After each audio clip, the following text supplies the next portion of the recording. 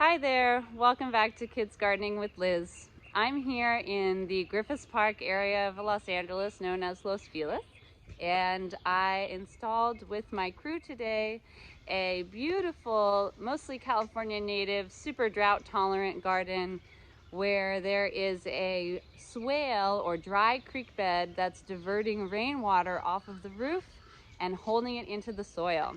So I'm going to show you all an example of what that could look like at home in your yard. So here you can see the swale that we dug.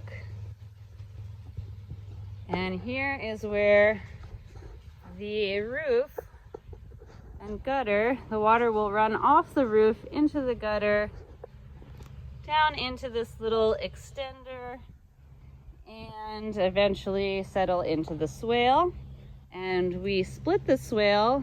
To the left, the swale will water in this olive tree, and to the right, it'll provide water for our lavenders and also for our large magnolia tree. So in order to dig a swale, you just dig a small trench with sloping sides. We lined ours with fabric to keep the dirt from mixing in and weeds from growing. Then we filled it in with 3/4 inch granite gravel, and we placed the boulders just for decoration. And then I've lined our swale here with strawberries and yarrow and currants, which will help absorb some of the excess rainwater.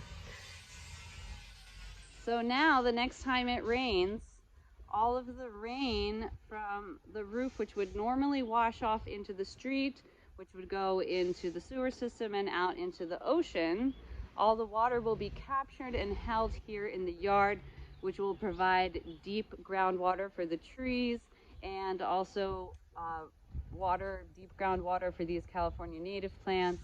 And we call this recharging the groundwater, and it is so important. So I encourage you to find ways that you can save water in your own yard and keep it from running out into the street. All right, thanks so much. We'll see you next time. Bye.